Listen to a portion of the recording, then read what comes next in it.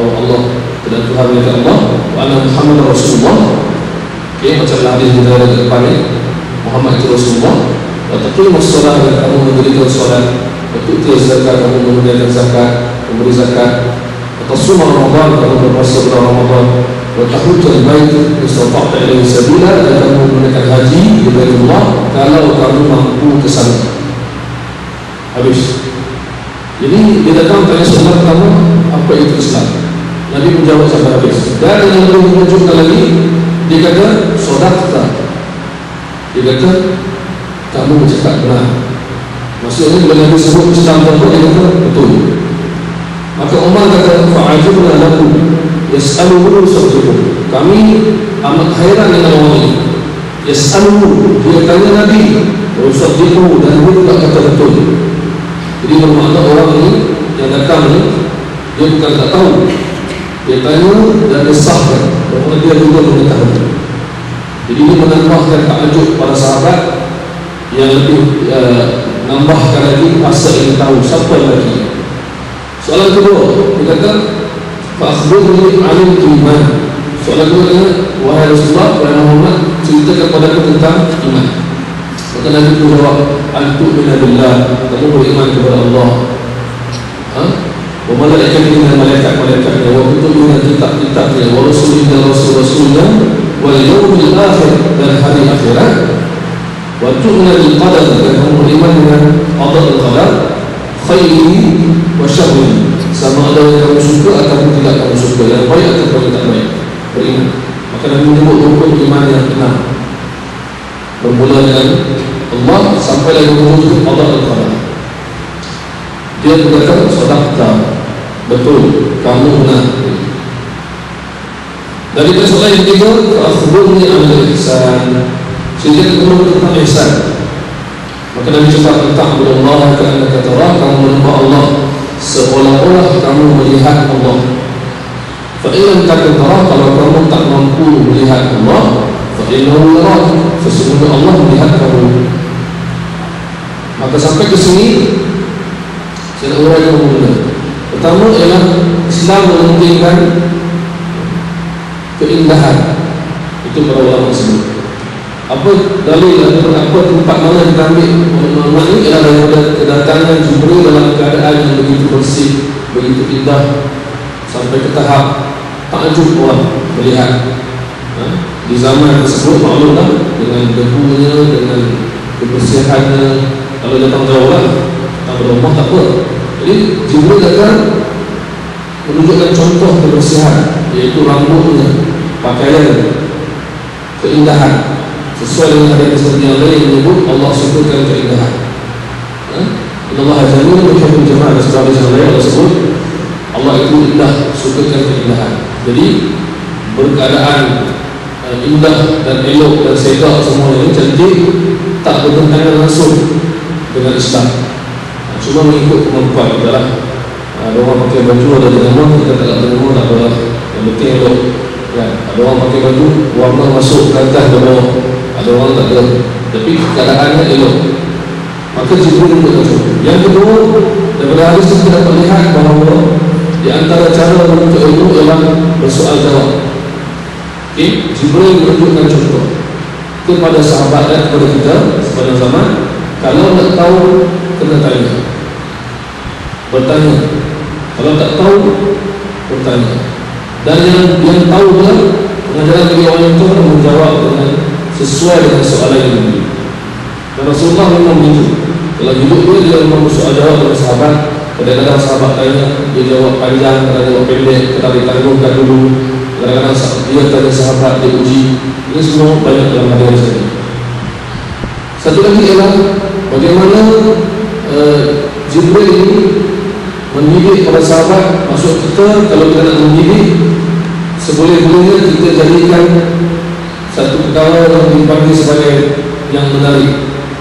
Sebab Jibril dia datang, dia nak ajar, dia buat dengan cara yang menarik perhatian, iaitu dia tak dikenali, kemudian dia buat perkara yang pelik, terus datang duduk depan Nabi dan soal di depan para sahabat. So ini menarik perhatian. Bukan maksud menarik, maksudnya ialah buat satu benda yang dipanggil untuk sahabat-sahabat yang mungkin terleka, maka dia tarik perhatian dengan dia tak dikenali. Nabi boleh dia beritahu Islam ni apa, iman ni apa, tapi mungkin ada teman sahabat yang mungkin dengar, mungkin tak dengar, mungkin perhatian, mungkin sibuk, tapi Allah jadikan cara mengajar Jibril datang, semua tuju apa dia. So ini semuanya akan memberikan perhatian. Dan kemudian soalan tentang iman, Islam, iman dan ihsan, para ulama menguraikan dengan panjang. Islam ni memang kita masuk Islam adalah Islam, tapi bila ulama buat kaedah macam ni, kalau kita jumpa perkataan Islam, okey, tanpa ada bersamaan perkataan iman, contohnya kita jumpa dalam Quran Allah sebut, wa man yabtaghi ghayral islam dinan falan yuqbal minhu. Sesiapa yang mencari agama selain Islam, dia tidak akan diterima selama-lamanya. So dalam ayat ini, wa man yabtaghi ghayral islam dinan, kita jumpa perkataan Islam. Dan juga dalam ayat yang lain kita baca inna ad-dina 'indallahi Islam. Sesungguhnya agama yang diterima di sisi Allah ialah Islam. Di sini ulama kata, kalau kita jumpa perkataan Islam sahaja dalam mana-mana ayat atau mana-mana hadis, ia bermaksud agama Islam dan iman sekali campur. Maksudnya agama Islam, ibadah dan juga keimanan, semuanya di bawah perkataan Islam. Jadi maksudnya ialah kalau saya sebut inna dina 'indallahi Islam, sesungguhnya agama di sisi Allah yang diterima ialah Islam, ia termasuklah untuk Islam campur rukun iman sekali. Dan mungkin kalau kita jumpa perkataan iman di tempat lain tanpa ada perkataan Islam, contohnya ayat mungkin Allah dalam Quran kedua ayat amana Rasul telah beriman. Okey, amana Rasul telah beriman. Ada pun perkataan untuk qad aflahal mu'minun, telah berjaya orang-orang yang beriman. Di sini kita jumpa perkataan iman, tak ada perkataan Islam. Maka ulama kata maksud iman di sini ialah rukun Islam dan rukun iman sekaligus. Saya ulang lagi, ulama mengatakan kalau kita jumpa perkataan Islam sahaja dalam mana-mana ayat atau hadis, atau kita jumpa perkataan iman sahaja dalam mana-mana ayat Quran ataupun hadis, ia membawa maksud kedua-dua sekali masuk. Okey, kenapa? Karena kesimpulan yang sebenarnya ialah kalau kita jumpa bersama-sama macam hari ini, mula-mula kita cakap pasal Islam, mula kita cakap pasal iman, baru ada beza, iaitu Islam ialah rukun Islam berbentuk perbuatan zahir, solat, puasa, semua ini, dan iman pula bermaksud hati, kepercayaan. Jadi cara nak faham. Okay. Sebab tu bila kita cakap saya masuk Islam, kita tak pernah dengar mereka saya masuk Islam dan iman. Masuk sekali itu Islam dan iman, ataupun saya orang beriman. Maksud saya Islam dan iman semua ada. Itu cara nak memahami bagaimana perkataan Islam dan iman. Dia ulama kata bila dia bersama dia berbeza, bila dia berpisah dia sama. Ini penting. Bila dia bersama, maksudnya dia sebut iman dan Islam, maka dia berbeza. Islam zahir, puasa, zakat, haji, amalan hukum. Iman hati, percaya. Tapi bila dia terpisah, kata ulama, dia sama. Maksudnya dalam ayat pertama kita jumpa iman, Islam sekali lagi. Ayat yang hujung sana pula dalam Quran surah lain jumpa Islam, iman lagi sekali. Itu maksudnya. Saya harap perempuan faham. Dalam hadis ini dia bersama. Bila bersama, Nabi bezakan. Sebab itu bila Jibril tanya mal Islam, fa'akhbirni an Islam, Rasulullah cerita dekat aku tentang Islam, maka Nabi jawab Islam ni mengucap solat, puasa, zakat, haji kalau mampu. So Nabi menyebut rukun Islam yang zahir, yang luaran, tubuh badan, gerakan. Kemudian Jibril tanya apa itu iman, baru Nabi cerita tentang kepercayaan.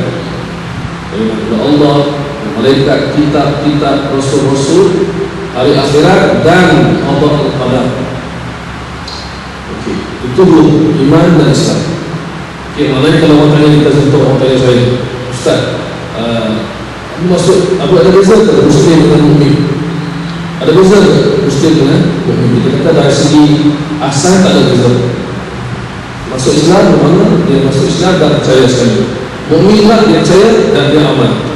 Tetapi kalau dibincangkan bersama untuk detail, maksudnya ialah Muslim yang mengajarkan amalan zahir. Mukmin kalau dia percaya dalam hati. Sebab tu ada orang kata, setengah orang kata, kadang-kadang seorang Islam itu dia tidak beriman, dia Muslim tu. Maksudnya apa? Hati dia tu kurang sikit, tapi luar dia kuat. Ada tak dalam Quran? Ada juga.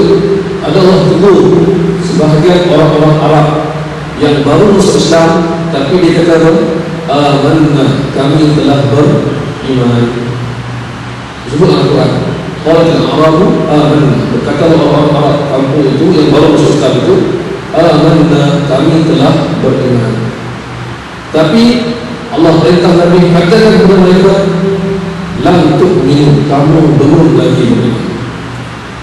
Baru masuk dengan orang yang macam baru masuk, tiba-tiba dia isytihad, kami telah beriman. Allah kata lam tu'minu, kamu belum. Tapi Allah sudah disebut Allah, qulu aslamna, katakanlah kami telah Islam. Jangan kata kami telah beriman, katakanlah kami telah Islam.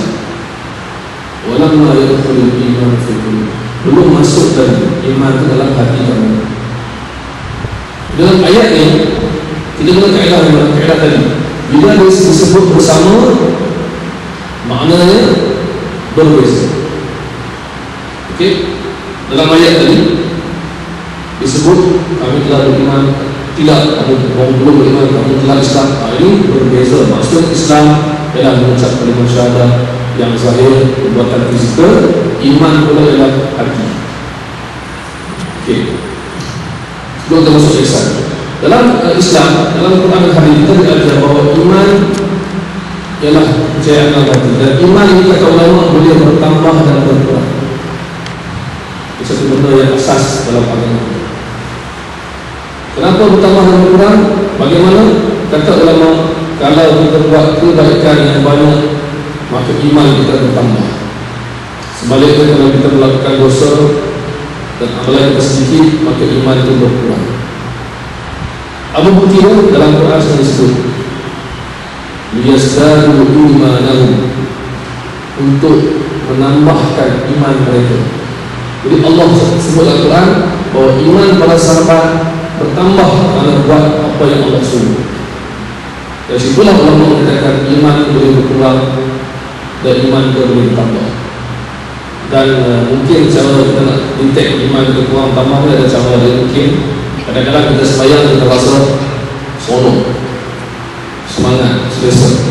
Tapi kadang-kadang kita rasa berat, kita rasa letih, kita rasa malas sikit. Jadi itu makna iman kita kurang dan tambah, kurang tambah. Ini biasa. Bukan maksud iman tak ada, iman kita berkurang dan bertambah. Ada hari kita memukah betul, semangat nak baca Quran, dengan zikir, ilmu kali, dengan sunat-sunat dan semua, balik Malaysia tak ada, tinggal sikit. Kita berharap kenapa nanti Mekah balik. Bukan soal Mekah, soal iman kita bertambah atau berkurang. Tak kira untuk Mekah ke di alam damai ke. Kalau iman kita bertambah, tambah lagi. Kalau berkurang, kurang lagi. Kadang-kadang kita rasa rajin nak baca buku agama, kadang-kadang kita rasa masuk khabar di sekolah, kadang-kadang kita rajin tiba-tiba kita baca Quran 2, 3, 4 line, kadang-kadang kita baca satu baru, dua baru, berhenti. Jadi itu tanda. Kemudian yang ketiga kita sebut ihsan.